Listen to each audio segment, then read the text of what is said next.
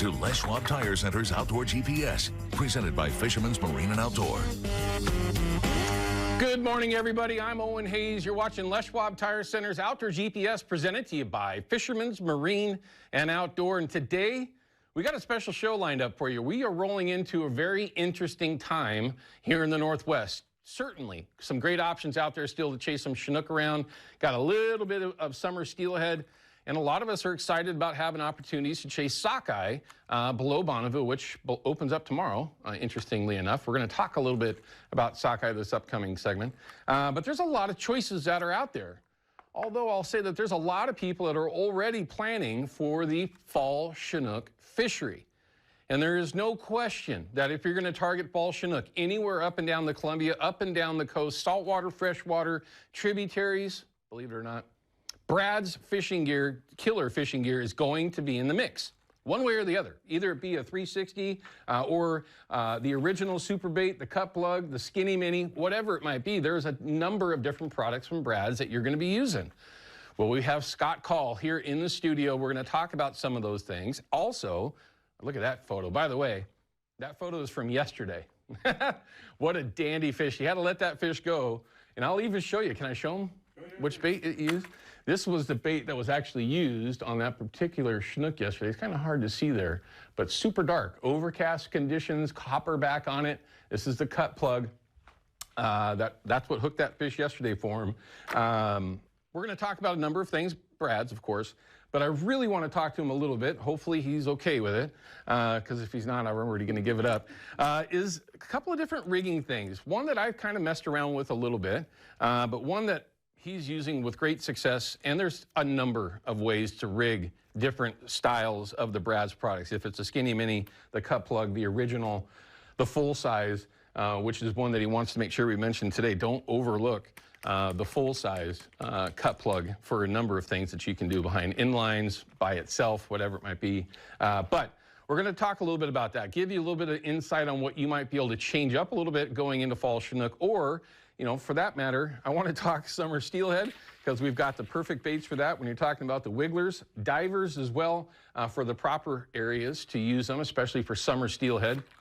This little tiny diver, I have not even seen the junior diver, but so many different things that we utilize. So we're going to cover a lot of ground with Scott this morning, as we always do when we get a chance to get him into the studio. Then, for the first time ever, and we're going to need a little help here. Cross your fingers, cross your toes, maybe your arms, okay?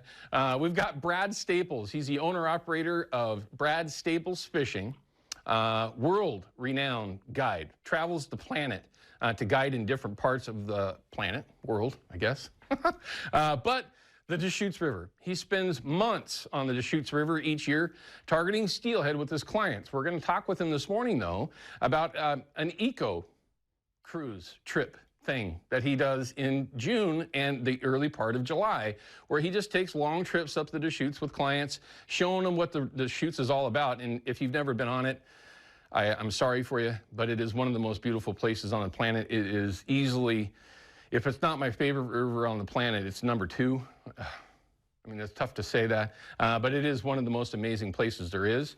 And oddly enough, he's joined by Jack Glass this morning, but we're going to check in with him, find out what's going on in the Deschutes right now, and what's going on with it going forward. There are a number of challenges on the Deschutes River, from water temperature to different species that should or shouldn't be in there, and what's going on with the steelhead returns over the last handful of years, which is not entirely promising. But to get the information from Brad himself, it's a great opportunity, and I'm glad that we have that chance to get him on for the first time, and kind of ties in a little bit with the contest that's going to be going on with Hatchery and Wild Coexist, on a chance to go fishing with Brad and myself and others from the fishing industry in the middle of August. So look for that to be coming out at some point as well here going forward. Now, if you've been sending photos, we're going to get to that in just a second. Upcoming segment, though, we're going to have fish counts and the 10-year average that we need to show for sockeye. Sockeye is on the forefront of a lot of folks' minds, myself included, below Bonneville. It's going to be a really weird season for sockeye below Bonneville, heading up north on the Columbia itself. you know, as long as the numbers show up, it should be another great sockeye season.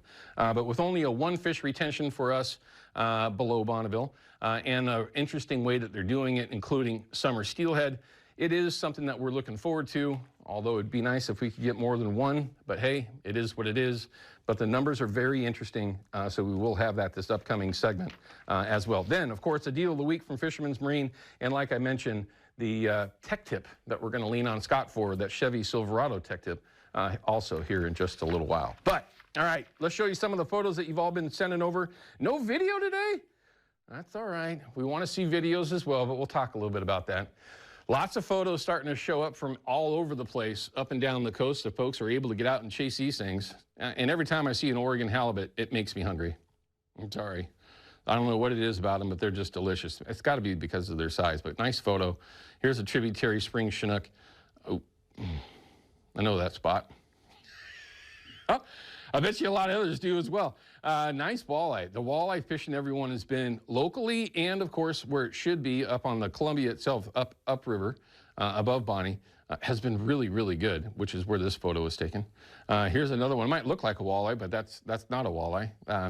That's the saltwater walleye, lingcod, making groceries out there. And that's been pretty darn good as well. A lot of folks starting to get very motivated to be out in the saltwater for good reason. Lake Roosevelt kokanee, holy moly. Those look like sockeye. Well, they are sockeye, excuse me. Just landlocked sockeye. But those are giants. Man, that's a really nice grade of kokanee. Maybe you don't have to go to the Columbia in order to catch some deliciousness. Another really cool photo. Look at that. Looks like a limited trout Memorial Day fishing with Grandpa. See, that's the way it is. Dylan sent the photo over. It's easy to do, everyone, like I say, every day. We'll show you exactly how to do it. There's a great photo. What kind of setting is that on an iPhone to get that blurriness in the background? Is that the portrait, Ryan? Portrait. Wow, that is just a gorgeous photo. I mean, I don't care who you are. That's a really good photo. Seth, thanks for sending that in. Great photo. That's a wall mounter for sure. And the fish is dandy as well. Look at the cat. Yeah, the cat's looking at those fish going, interesting. Got a message this week from somebody randomly about dogs and salmon and, you know, salmon blood and this and that. It's just, he asked, well, is it okay if they get, in the end, my answer for it was a long-winded question. Just keep your dogs away from the fish. It's just that simple. I mean, I know that there's some dogs that can get away with it, but in the end, big picture of things, it's not worth the risk, in my opinion. But anyway, taco night. Yes, it is, David. And there's probably 6 tacos right there in that walleye. That fishing's been pretty darn good as well. Look at that. Smallmouth, largemouth, Walker's first fish. All right, that'll work. Del, thanks for sending the photo over. Yeah, it's a largemouth. At least I believe it's not a smallie. Anyway, it's the Fox 12 app. It's free. Download it. When you do so, you'll have outdoor GPS at your fingertips at all times. But, of course, everything here at KPDX and KPTV. And you can upload your photos and videos there. We show you off every Saturday and Sunday morning. All right, we're going to cut to a break. When we come back, I want to save a little bit of time, but you can't forget the Abby's giveaway that we do each week. This is a photo contest. It's easy to get in on, GPS at abbys.com. When you do so, cross your fingers, you win that giant pizza and take some free pizza home. There's nothing better than free pizza. I don't care who you are.